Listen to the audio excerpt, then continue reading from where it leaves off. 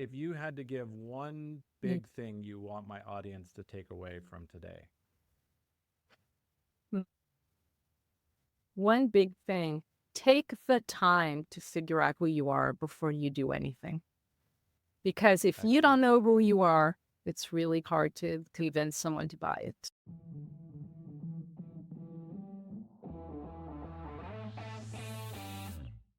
Welcome to Daily Power Boost. Ignite your potential, the podcast where your transformation begins. I'm Sean Michael, and each day I'll bring you quick, impactful insights and action steps to fuel your personal and professional growth.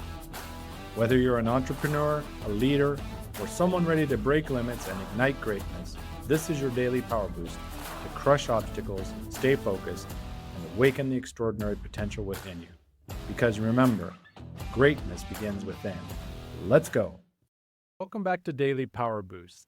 Today I'm excited to talk to Orly Zeewy. I hope I said that right, Orly. Yes, you did. Great. And my starting thought is, in a world where attention spans are getting shorter than ever, clarity is power. If you can't communicate who you are and what you do in 5 seconds or less, you're basically invisible. So Correct. it's my pleasure to introduce Orly. I don't have a bio, so I'll let her introduce herself. Alrighty. Well, first of all, thank you for inviting me, Sean. So I like to say I have one superpower, I make fuzzy clear. That's basically what I do.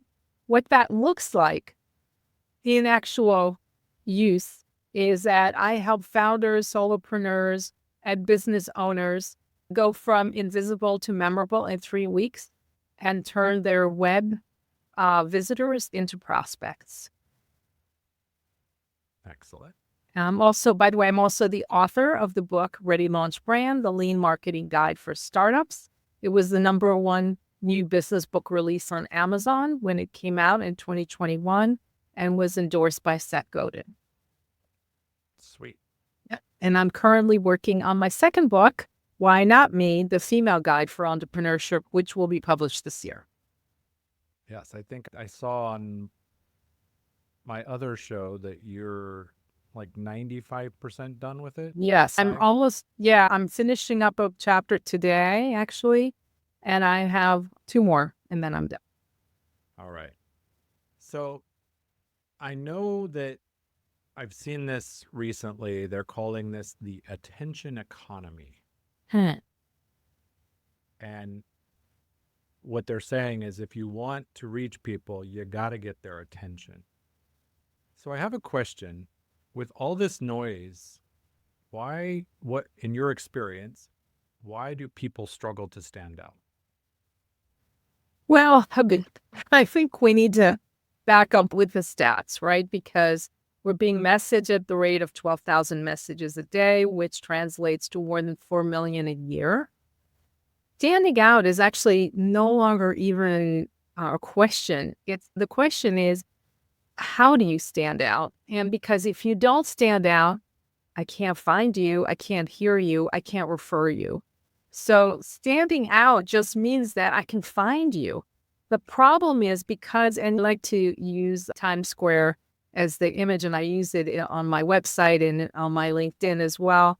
And it's because it's the perfect storm of advertising. They're actually, Mhm. I mean, if you were to stand in the middle of Times Square, you'd be surrounded by hundreds and hundreds of messages. There are 90 digital billboards alone in Times Square, 90, I which did are not realize also that. moving. Right, me either. I just checked because, I'm constantly updating these figures. I'm like, oh my God, I mean, just standing there, you're getting 12,000 messages, right? And the issue with that is, what do we focus on when we have this much information coming at us? And really what it comes down to is we focus on the things we care about. So as a brand, your job is to basically get so clear that I can identify very quickly, either by an image or by a tagline or something like. So when I say I make fuzzy clear, I say that everywhere. It's on my LinkedIn, it's on my website, right? So when you think about making your fuzzy clear, hopefully, my name will come up. And then the other piece, of course, in terms of standing out, is you have to be active on a social media platform. I work with B2B founders, so my go-to is LinkedIn. And at this point, I have over 35, I think I have 35, 3,520 followers. A year ago, I had about 2,900. So I have been actively building my platform by posting a couple times a week and engaging every week, without fail, whether it's on my own or someone else's. But there's this constant, part of my job is to present myself as a thought leader. And to do that, I share information. So I share a lot of free content. And yeah. There's an old school quote that popped in my head as you were sharing that, because I know that in this day and age, like you said, you've got to be active, and you illustrated it perfectly. You have to be not just posting your own, but you've got to be engaging with others as well. Absolutely. Yes. And it's also about consistency, right? Like, right. you can't go hard for a week and then quit and take a break. You got to keep it consistent. I've Yeah. actually heard anything from post every day to post twice a week. The stats are varied, but the key thing is whatever you do, you got to stay consistent, right? Right. And I, what I've looked at this, many, many ways and followed lots of different people who post. And it turns out that Tuesdays and Thursdays are the best days to post. And between, I think it's noon to 2, something like that. So I also try to post on the same days at the same time. And LinkedIn now, of course, gives you the option of delaying your post so you can schedule it for those times. What happens is after a while, people start looking, they see it, right? It starts to, it takes a while, but they start to see, she's posting. They see the pattern. They see the pattern. And once a week, I post about my upcoming book. So I've been building engagement on that. So is that to just kind of add to the mix to show that you're not just running a robot doing all your posting for you? Yes. Yeah. And yes, I'm automating the posting time, but not the content. Right. And I do not use AI. I know people do, but I'm still relying on what I do for a living. Because if I'm not doing it for myself, how can I say I do it for others, Exactly. But yeah, the consistency is very important. And I would also say pick one platform so that you can be consistent. And because a big issue I see are people who are they're spreading themselves too thin. And, one person, unless you have a social media manager, and then you're on a whole different level, right? But while it's you who's doing the posting, one platform, you can handle one platform successfully. That's huge. Yeah. As a solopreneur, really, and it reminds me of John Wooden, the coach, right? Who took his team back to the basics. He's like, let's practice these simple beginner level drills, and we just nail them. So you've got to get that one basic and put all your energy into that. Well, you have to get known for one thing. And, this is another thing that I counsel my clients, because they're saying, well, yeah, but I can do this for so many people. Well, that's true. There are a lot of people who could use help getting their fuzzy clear, but I don't go after everybody. I'm very focused on my demographic, my niche, because that's how you become known as an expert in that field. And then, of course, what happens is eventually somebody will reach out to me and they go, well, I'm not a solopreneur, but my organization could really use help making their fuzzy clear. Can you help us? And of course, I'm going to say, yes, I've actually worked with organizations and nonprofits and boards and, all kinds of things. But at a certain point, it's really important to pick your lane and stay there. I almost feel like the quote that I was thinking of earlier was the squeaky wheel gets the grease. Mm-hmm. And I know I'm dating myself, but that's okay. I don't care.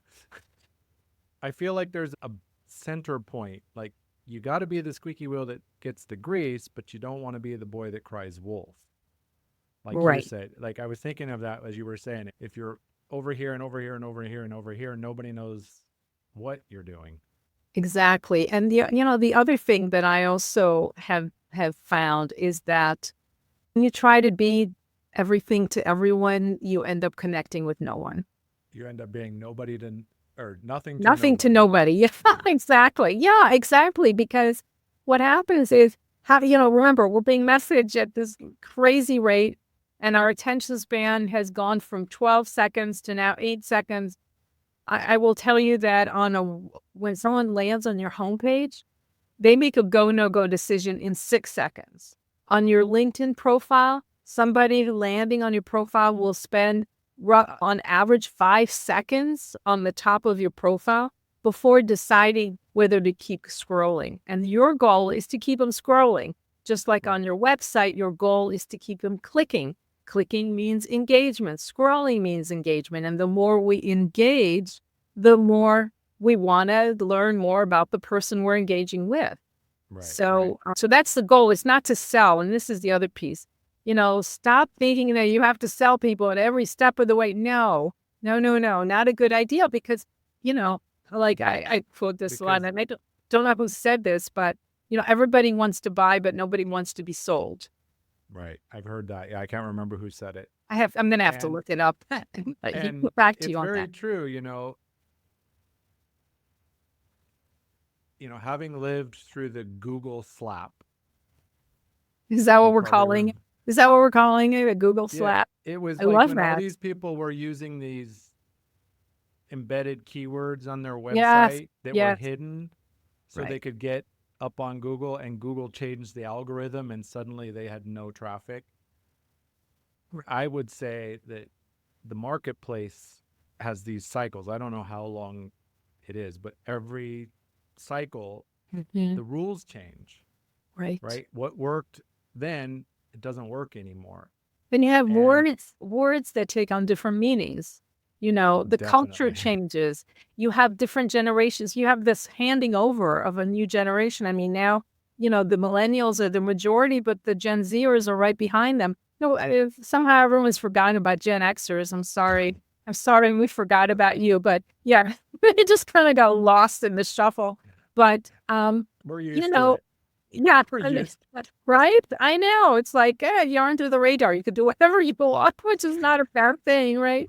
But, just as we got used to, who the boomers were, and then the Gen Z or Gen Xers, and then the millennials came in and they upended everything. And they were the first generation to be true digital natives, right? From beginning. And also they were the first to really think about the purpose and mission of companies. And Gen Zers now are taking that one step further. They will leave a company if they feel that they are not doing purposeful work. Yeah. I mean, it's a huge shift. It's a huge shift. And companies are still trying to catch up to how to deal with millennials, and they're already like 10 steps behind because Gen Zers, I mean, it's not unusual to look at their resume, and if they stay somewhere 18 months, it's a long time. Yeah. And so TikTok started the whole trend. Now it's, we've got TikTok, Instagram brought Reels, even LinkedIn's in on this now, that short form content. Mm-hmm. Yeah. How do you think that's shifted or changed the way we communicate? Oh, boy. Well, first of all, remember, we've already got our attention span. I think in one of my posts, I said something about our attention span now is shorter than that of goldfish. So we're already behind the 8 ball, as it were. What's happening is, it's a funny thing. I think of it as like chicken and egg, right? Because our attention span gets shorter. And so we create opportunities to grab your attention span quickly, which then makes our attention span shorter because we don't ever have to concentrate for more than like 5 seconds. Right. So it's this it's kind of a little bit of a death loop, not to put too strong of emphasis on that. I don't mean to say, nobody's dying here. But the thing that's interesting to me is this idea that because we recognize that we're dealing now, Gen Zers, basically been brought up on iPhone, on smartphones, and Right. Since birth. since birth. Although, yeah, not mine, because I refused to give them a phone until they were older. Oh, that did not go over well. I can tell you that. It was like I'm the only person in my class. Like, yeah, okay. Let me get out my tiny violin. But Yeah. anyway, so the idea here is that, are we then just reinforcing bad habits? Like, don't we want to try to engage people so that they learn how to pay attention longer? Like, that's the part that, I'm having a hard time with. I think educators, listen, there are schools now where they take away your smartphone as soon as you walk in the door, because they realize that you will not pay attention if your phone, you just can't help yourself. It's like Pavlov's dog, get a ding, and it's like you have to see what it is, and it's nothing, Right. It's nothing of importance. Nothing of importance. Exactly. And even like talking about phones, not only is it a constant distract, like you said, it dings and Yeah. you're like, oh, what is it? What is it? What is it? What is it? Been there, done that. Shut all my notifications off, because I'm like, I'm not going to let that thing rule me. But even, I saw Simon Sinek was talking about this. When you're talking to someone, even just holding the phone in your Right. hand, Yes. it's I like saw put that. it in your pocket. Doesn't matter. It's It's like, still there. you get it as far away from you as possible. Don't have it right there where because it automatically shuts you down. That's right. I can't remember where I'd heard this, but in conversation, even if you have a smartphone, even turned over, you're not looking up at it. The fact that it's on the table between you still reduces the interaction. Right. Substantially, right? Yes. And it's interesting. I saw it was like I don't remember what kind of show it was, but they basically gave a group, they set them down at a table in a restaurant, and they put all their phones in a box in the center of the table. And there was a nice prize. I don't remember if it was the meal was totally free or what, if they could outlast the timer. Did any of them outlap? No, not a one. Oh my Not a God. one. Oh, that does not speak well of our society. I just threw it on the floor.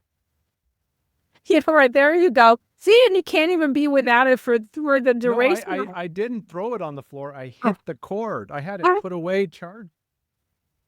Oh my gosh, My Sean. animated arms, I hit There the power you go. cord. Yeah. I heard, no, you can see it. I'll worry about it later. Yeah, exactly. Because I don't need it. Yep. So we've talked about, I had a question about the biggest mistakes, but we kind of covered some of those. It's not focusing. It's not being consistent. Talk to me more about your tagline, making fuzzy clear. So it's funny. It took me a long time to be able to really embrace that tagline. And what's really funny is 20 years ago, a vendor I was working with said to me, I know what you do, Orly. You make fuzzy clear. I mean, he said this 20 years ago, and he only worked with me in the capacity of me working on a project with him. And even then, it took me another 10 years to be able to fully embrace it. I think that the fuzzy to clear was not as meaningful until we really were all in the digital space, and specifically during the pandemic. Because what happened during the pandemic, our online communication, our online presence blew up, right? Yeah. And all of a sudden, we're just constantly bombarded all the time. And we have this 24/7 messaging tsunami. Well, and it was our life. For a lot of people, it was the lifeline. I know. But here's the thing. You get on these, you go on one of these networking meetings online, and you get, I belong to an organization, and they, we do a 15-second. And I've gotten so good at the 15-second that 30 seconds feels like a long time to introduce myself, right? But in the process, I've also learned how to make my fuzzy clear, because the goal is not to make it clear to you, but to make it clear to your clients so they understand what they get from working with you. Yeah, That's true. that's a really important aspect of this. Because if it was just about making fuzzy clear, I could be doing a lot of different things in that space, right? But the goal is to help my clients Right. communicate their superpower, their zone of genius, and to do it in such a way that they're attracting their ideal clients. That's the ultimate goal. Right. Because as we said, it's not like you said at the beginning when I talked about standing out. It's not a if. It's like Right. I was actually talking to somebody, I don't remember who it was. And they're like, they asked that, I grew up in the McDonald's generation. I'm as old as the Big Mac. I call it the special sauce. What's your special sauce? You know, Right. the Right. modern term USP, right? What makes you different than everybody else that does a similar job? And I think one of the ways is definitely being very clear on who is your target Yeah. and then what is your superpower? What is it? How do you do this differently than everybody else? And even you're settling on a tagline and as you said, spreading it everywhere. If you're online, it's a website, it's on the And podcast, it's on whatever. What do you clean your ear with? oh, right. I know it's the Q-tip and the Kleenex thing. Right. Or Yeah, we drink I a Coke. and Yeah. bring the Yeah. code or It's yeah, I know. And even pain relief, it's like you call it Tylenol. right. So You many don't people even call it Tylenol, but it's yeah, not right? Tylenol. No, it's not. It's, and then In there's fact, ibuprofen. Yeah. well, yeah, there's so many other drugs, but I went to the pharmacy the first time I got a headache in Guatemala and I'm like, Tylenol. And they're like, what? Like, I don't even know what. I'm like, Right. acetaminophen. Like, I knew the drug name. And they're like, what? I'm like, okay. So I'm searching. What do you call it? I just want the headache to stop. Right. Oh, you know what? I have to tell you, Sean, that brings up this is a case study that was done around why the right messaging is so important. So Mm-hmm. I will tell you that when pain relief first came on the market, this was aspirin. This is, way back in the 40s. They the companies were actually focusing more on how long the pain relief lasted. And what people cared about was how quickly it started to go away, not how they didn't care about that, right? So all their messaging was focused on the wrong thing because they hadn't Right. taken the time to actually ask their customers, what is the most important thing for you about your pain relief? And it's Right. What is speed, the problem they speed. How want? What is the exactly. biggest problem they want solved? Exactly. And the main issue here is that so many founders, so many business owners do not take the time to actually ask their customers, why do you work with me? What is it what's the transformation that you're getting? What's the thing that really matters to you? I mean, I've done polls. I've sent out on my newsletter. I've asked people to get back to me on this. I have, done a lot of trial and error through Yeah. webinars and workshops to discover what is it that truly care about? And it's not about, oh, this sort of esoteric, I speak clear. No, it's because how quickly can I connect with somebody? First of all, how quickly can I assess whether they're my ideal clients? Right. And how quickly will they understand what this is so that we can continue the conversation? Again, not Exactly. about Yeah. selling. It's all about connecting, engagement, building a relationship, starting a conversation. And I see this a lot on LinkedIn where every space, every aspect of LinkedIn, starting with the banner, I see these banners and they're just overwhelmingly filled with Like text. Times Square. Oh my God, I know. And if you go online, the only thing you're going to see on my banner is you see an eye chart with everything out of focus except for one part of it. And the message is focus your brand. That's all it says. I'm not trying to, it's because the banner is meant to help people understand something core about what you do. Now, if Right. focusing your brand is not of interest to you, fine, that's fine. You know that I'm not the person for you. But if I were to talk about all these other things, and then you have people with like they have pictures of themselves and all the, it's like, I saw one with like 3 pictures of the oh person. yeah, I see that all the time. I see that all the time. I'm like, okay.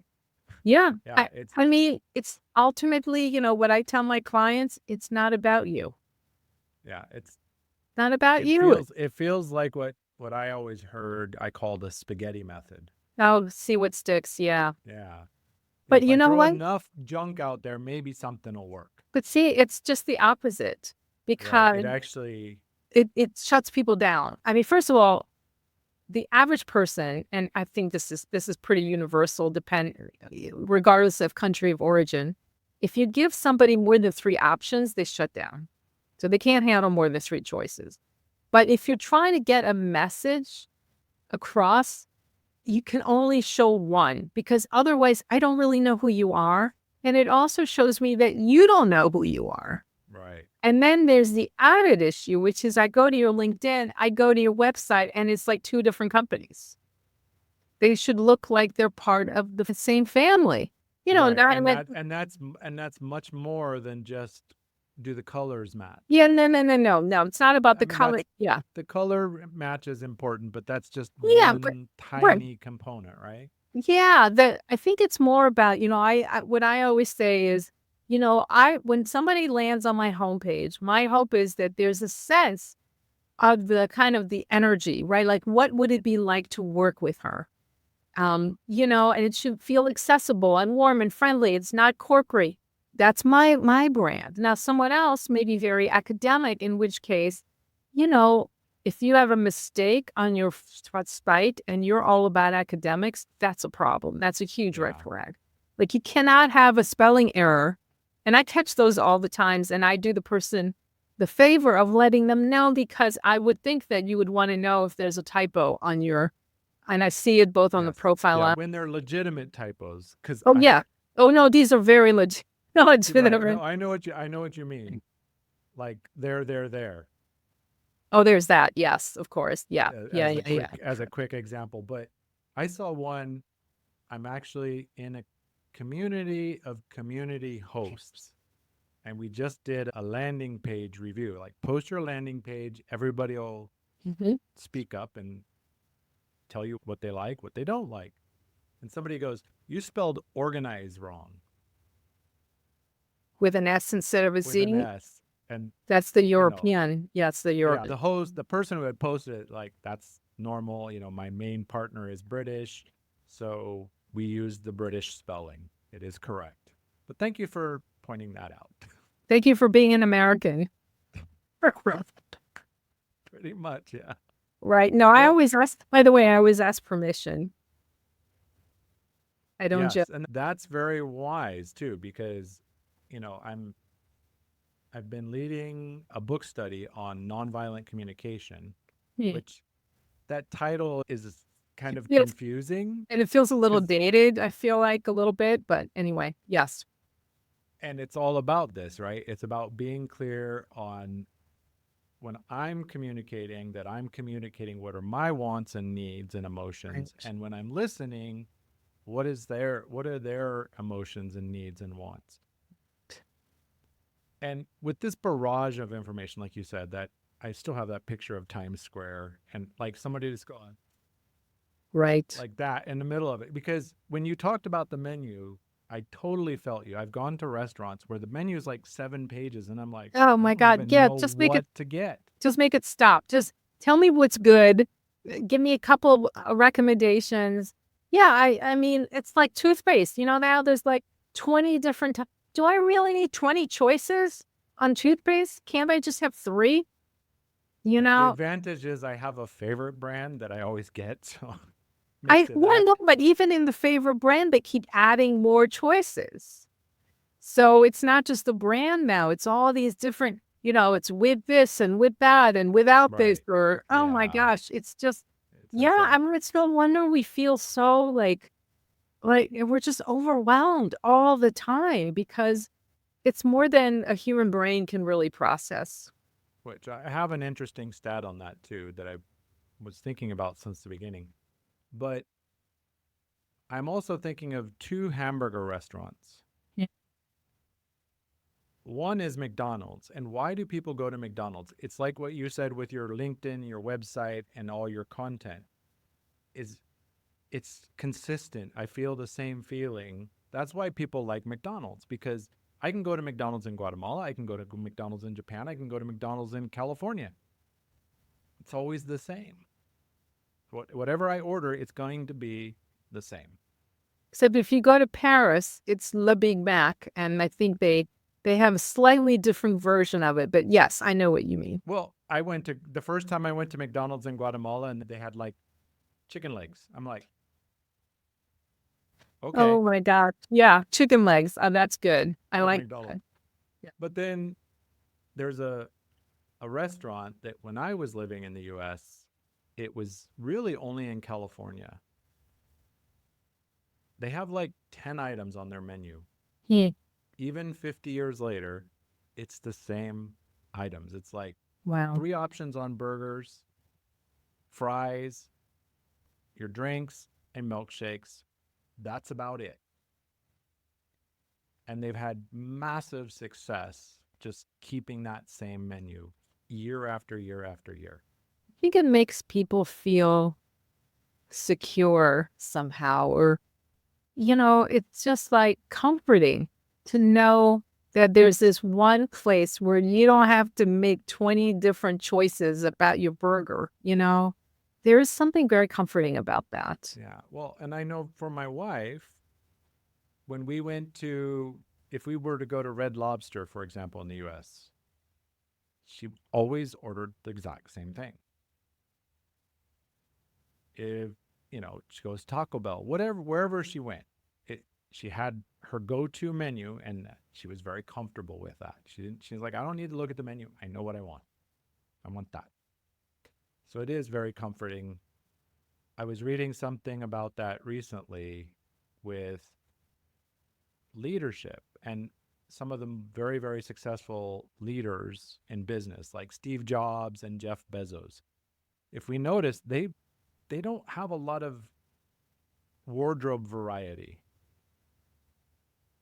And the reason they do that is because that's a lot of cognitive energy to decide what I'm going to wear each day. And they wanted to save that energy for more important decisions. Well, if it was Bill Gates, I think Bill Gates might be colorblind. I know some of them are. So there's that. Because you're never wrong with the colors. But I also do think that we have to make so many choices in the course of a day. It's nice not to have to constantly have lots of choices to make. So I totally understand.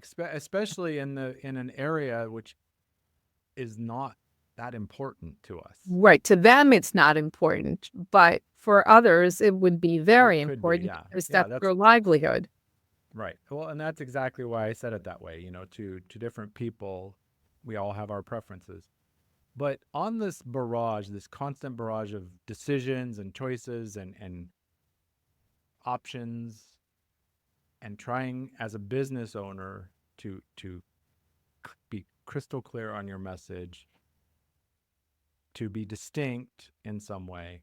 I recently read an article, the latest iPhone is like insanely fast processor, 16 cores, so it's like 16. Do you have any idea what the processing speed of the human brain is? I don't know. Yeah, the average chip is like gigahertz. The human brain operates at 30 hertz. Wow. And I've seen information about the 7 plus or minus 2. So our brain has, and it has, as you said, between advertising and everything else, we have billions, we probably have terabit bytes coming at us every day. So that we don't all end up in the psych ward, our brain has to do something to filter it out, which we call delete, distort, and generalize. And, it's why we go, where are my keys? Where are my keys? Where are my keys? And, oh, they're right here. Like they're right in front of us, but we don't see them because they're not, like you said, they're not catching our attention. And I think that applies with business. You want to be that one that, Yeah. And actually, you bringing up a really interesting point, which is if you're standing in the middle of Times Square and you're surrounded by all those messages, it still blows my mind that they have 90 digital billboards. It's like, oh my God, 90, really? Oh my gosh. Anyway, when I first started doing this, they didn't have digital billboards. It's how long I've been looking at this, right?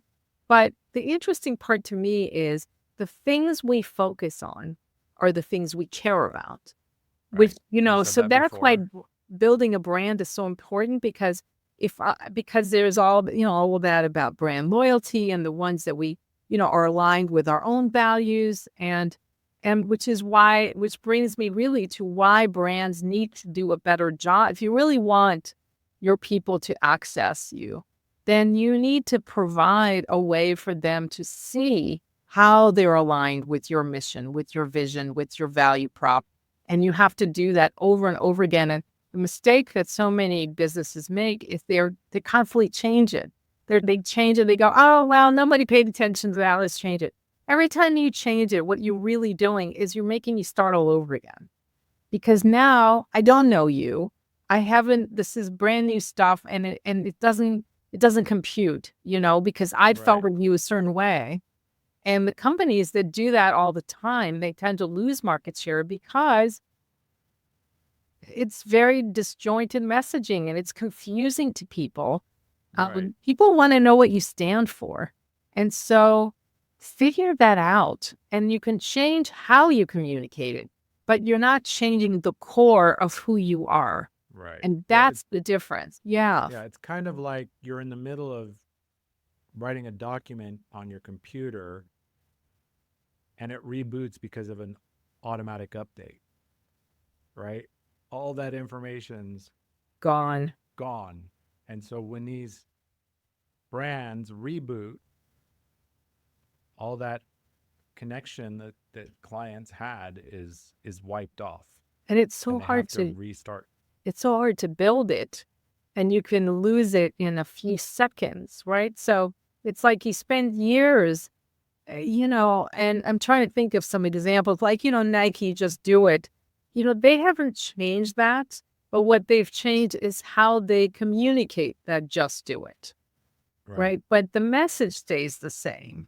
And that's the difference. I mean, it doesn't mean that you don't, keep up with the times and whatever what's current now, 10 Like you years ago, said, it's the core. You got to it's stay the true to the core. core. Right. Right. The core has to, because otherwise then you don't have a core and then you're not a Right. brand. You're just a company with a bunch of stuff to sell, which is not the same Yes. as really building a strong brand that you can start attracting people to who will become loyal. And what happens is, the first step is build brand awareness, which a lot of brands skip that part and they go right to trying Mm-hmm. to get brand loyalty. But if I don't know that you exist, I can't become loyal to your brand. So you have to start with awareness that builds loyalty, and loyalty eventually builds equity. And that's what the value of the brand. Yeah. And like we said, you got to be clear, clear over loud. Loud helps, but only if the message is clear, right? Actually, sometimes being quiet is better because there's so I much get that. noise. There's so I, much noise. I get that because I was reading a parenting book. It's like I've learned so much about business raising a child Oh, tell me about it. at I my know. age. And a lot of parents are frustrated because they're telling the kids they're every time they have to tell them, the voice goes up and up and up and up and up. And the book said, like, try whispering because they'll go, what? Like, you'll get their attention. If you yell, they're just like tuned out. Right. Also, I mean, I don't know. I raised two sons, and They were, and still are, as different as night and day. So what worked with the first one did not work with the second one.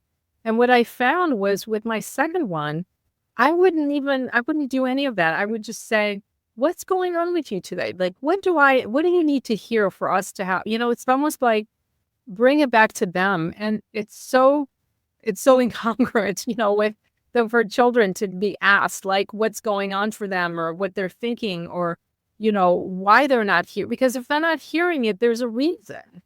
Right. And so, I actually took a parenting class. I got a certificate and everything. And I remember saying to my kids, see, I'm a good parent because I have this signed certificate that says I passed the course. Pretty funny. Yeah, you're right, though, about parenting really teaches you a lot about business. Teaches you how to listen. If you do it right. You really do it right, yeah.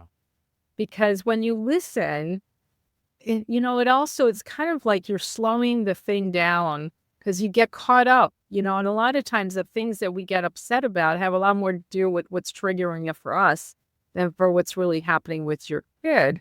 And, it's all easy. Yeah, it's all easy to say because my kids now are grown and they're adults and they're doing great and they still, they love their mom. So yeah, it's easy now. But when you have a 4-year-old who's literally running amok in the store, that's a whole different story. Yeah, whole different ball of wax. That's for sure. And then you have some people saying to you, can't you control your kid? Somebody said that to me once. And I said, I have an idea. Here, you take my son for a day and you tell him, let me know how you do. Get back to me on that one. You can do it better. Go ahead. All the more power to you. You think it's so easy. It's really not. So to all the parents out there listening, I really feel your pain. Yes. So on the idea of being clear in the message and being clear in who the message is for,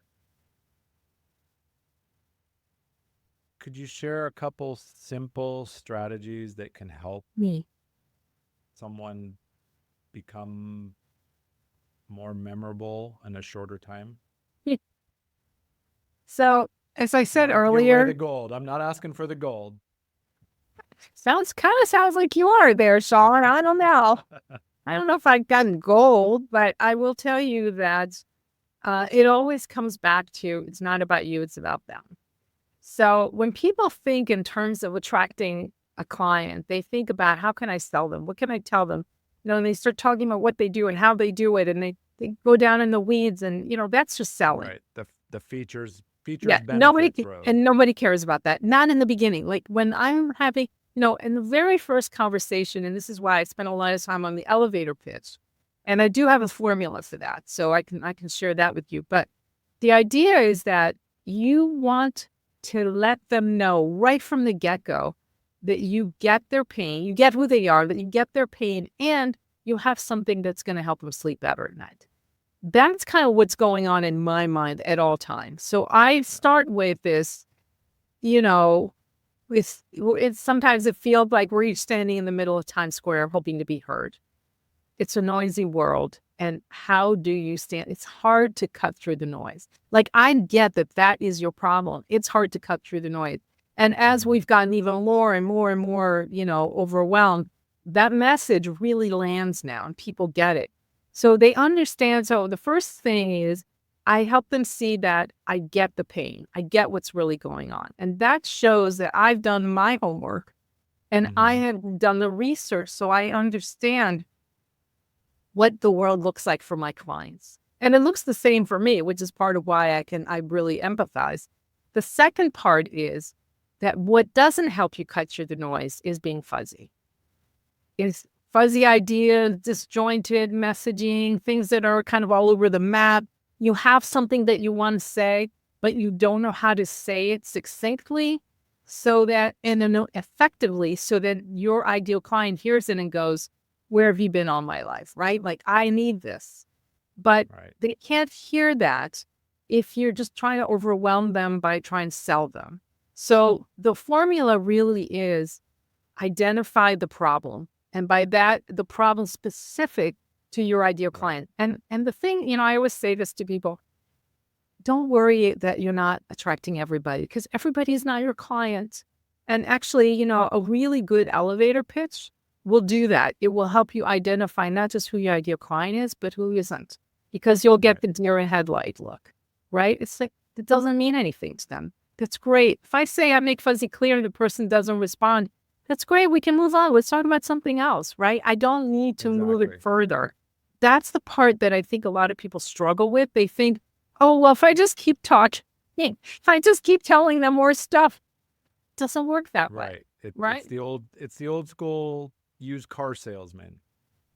Yeah. Right? It's not about, I'm not trying to bang on the door hard enough, it will bust open. But because my goal is not to convince you. If I have to convince you, we're already done. Yeah. What I need to do is to, lay out the value of this. So the value comes through. And the value for my clients is that I help them go from fuzzy to clear in 3 weeks. And I can do that. And I know you can't do that, because I've tried to do that for myself, and it's really hard. Right. So, but the goal is not just to get clear on your fuzzy, but then to turn it into a way for you to cut through the noise so that you can attract more people and grow your business. Because ultimately, that's what you want. You want to get more of your ideal clients so you can grow a sustainable business. Right. So the formula for elevator pitch is, who are you? What's the problem you're solving? Who are you solving the problem for? And the most important part, what do they get? What is the transformation they get from working with you that they can't get somewhere else? So that's kind of that's kind of like, it sounds a lot like a traditional formula that is kind of getting tired, in my opinion. The I help who, because so many people, because they're using it as this rigid template, right? I help this person do this so they can this. I've seen it a bajillion times, and personally, I'm burned out on it. I like the way you put it. It's the same idea. It's just more clear. Exactly. Right. Yeah, because at the end of the day, I want to know, I need the why. I need to know why your clients work with you. And it's not because you're the best and you've been published and yada, yada, whatever, all those things. Teddy Roosevelt, I think, said this, that people don't care about you until they know that they won't care until they know that you care. Something like that. Like, they need to know you care. Yeah, people don't care how much you know until they know how much you care. How much you care. Exactly. Thank you. I know I was struggling with that one.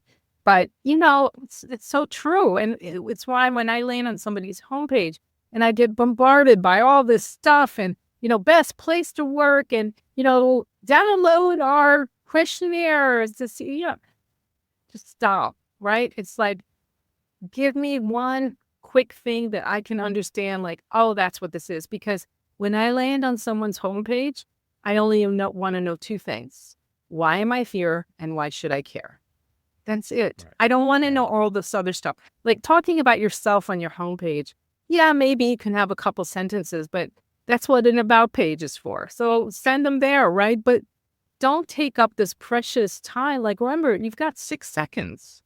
Right. So in the 6 seconds when you land on my homepage, hopefully you get that message about the crowded space and, all of that. And then you get this idea about, the idea about clarity and what does that mean? And there's a lot of different ways that I talk about it, but at the end of the day, it's the same message. It's the same idea. Right. I heard this is illustrated, if your sink clogs, you don't care, what education that plumber has. Exactly. Or which school he went to or what certifications he has. He or she. It's like, can we say, thank you. Yeah. Is, can you fix the problem? Right. And can you do it efficiently And can it affordable. not cost me $500? Right. Which is a big if right now. I think of this more in terms of the car. Like when something's going on with my car, I don't want to know what the problem is. I mean, I kind of in general terms, but I don't need to know all the ins and outs of it. Just make it run. Just make it run. That's it. That's all I want to know. And it's my And job. can you do it? Can you do it? And it's my job to find a garage that I trust. Now, if I don't trust you, I don't take my car there to begin with. But if I'm here, it means that I already trust you. So you don't have to constantly like convince me that you know what you're doing. If you didn't know what you're doing, I wouldn't be here. So there's also that, the piece about when you bring and then what your client brings. So, Well, right? and that's a principle. That's a principle that is still real and effective at this day and age, right? Yes. Know, like, trust. No, like, If they trust. know, like, and trust you, they're going to come to your shop. That's right. And the way to do that, and, as a thought leader, my job is to post consistently only about what I know. I don't talk about things, even though I know a lot about PR. I'm not a PR person, so I don't post about PR. I was trained as a graphic designer, but I don't talk about graphic design. I talk about brand strategy, messaging, web strategy, social media strategy, and engagement, the things that I do every day.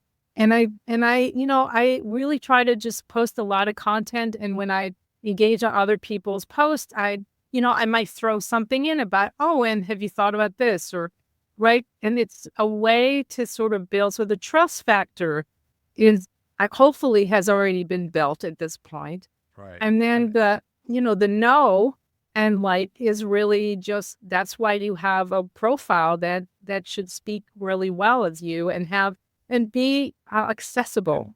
Right. It's accessible. It's clear. Like what do you provide? Exactly. What problems do you solve? And, I've seen a lot of profiles that, like you said, they're getting it. Oh, I use blah, blah, blah, blah, blah, blah, blah to help you this. Like, I don't they care. Don't care. I don't care about any of that. No. Can we fix it? And what's the time frame? Like how soon can we get this problem taken care of? Exactly. And so my framework, for your LinkedIn profile, because I've spent a lot of time thinking about that too, because I do these LinkedIn rebrands where I really help somebody turn their profile into hopefully generating connection requests and leads from actually, qualified people that you actually want to talk to, not just, oh, everybody's going to connect with you. But the goal is, first you want to just very briefly explain, kind of how you got here. Like, who are you? Give me a little background. It doesn't have to be, an entire thesis, but just a paragraph. And then show me how that knowledge gets played out when you work with somebody. Like, what did they get? What did they get? And then, give me a little bit of background. So, if you have an MBA from Harvard, that's something you want to say. If you've not gotten a degree, don't talk about that. Talk about maybe your community service, where you volunteer, or, something else that is related. And then the last piece, which people forget all the time, is a call to action. I'm right here. Help me connect with you. Like, Yes, don't just say, hey, reach out if you want to. No, like, give me the link so I can do it right then and there. Right? Don't just, because nobody is going to go look for you. That's the other thing that's hard for people to understand is, just to give you one more stat here, there are 1.8 billion websites in the world right now, 1.8 billion. Yeah. Most get no visitors, literally none. So, the first thing I usually ask somebody is, well, what are your analytics? Like, what's your conversion? They have no idea. Right. Where people spend. It's about reducing friction, like you said. Yes. Give me a link to go directly where I want to go. Right. Make it easy. Don't make me work for it. Right. Yeah. And so one of the things that you can do on your website, on every page, there should be a way for you to connect. So right there, if I'm reading something and go, oh, I should reach out. There it is. Don't make it hard for somebody to find you. On the other hand, don't sell me on every page. Right. Right. The selling should be very soft And it's more about, in fact, for me, it was so soft that people didn't realize it was settling. So I had to work with a coach to say, okay, Orly, you stop being, this is way too soft. Just say what this is. These are your brand packages. Don't make it about, focus your brand or no, brand packages, because we want to know, where do I go to see what you actually do? Right. Once I've made that commitment that yes, you're the person. Right. But it's not the first thing you see. Right. Right. The first thing you see is I'm kind of walking you through the problem of the noisy space and how hard it is to stand out. But once you've gotten that far and you're ready to look further, then, don't be shy about, stating the obvious. Everything is the way to go there. Yeah. Well, Orly, this has been wonderful. Thank you for your expertise, your wisdom. I do need to wrap it up because I'm late to my next thing, and I want to respect your time. Oh, no, I appreciate that. No, not at all. Thank you, Sean, for inviting me. This has been fun. Yes. And if you had to give one big thing you want my audience to take away from today. One big thing, take the time to figure out who you are before you do anything. Because if you don't know who you are, it's really hard to convince someone to buy it.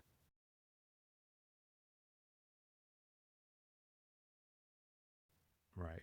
And that aligns with my coaching. I ask people a lot of times what they want, and it's the deer in the headlights. Most people haven't thought about it. That's right.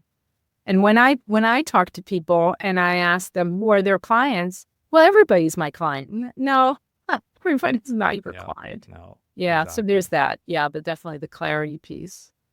All right. Thanks, everybody, for listening. Thank you. If you want to reach out and connect with Orly, then her link will be in the show notes, but I'll go ahead and give it. It's Zeewy Brand or Zeewy Brand. Yep, ZeewyBrands.com. And that's ZEEWY brands.com. And you can certainly find me on LinkedIn. I'm the only Orly Zeewy on LinkedIn. All right. Pretty easy to find me. Yes. Unlike me, who my name looks like a famous WWE guy, so it kind of does, yeah. Thank you so much, Sean. This was really fun. All right. Thank you, everybody. We'll talk to you on the next episode.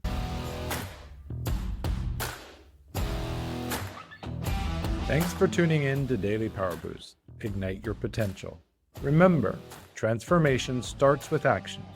So take today's insight, make it your own, and awaken your inner potential. Because remember, greatness begins within. Catch you tomorrow for your next Power Boost.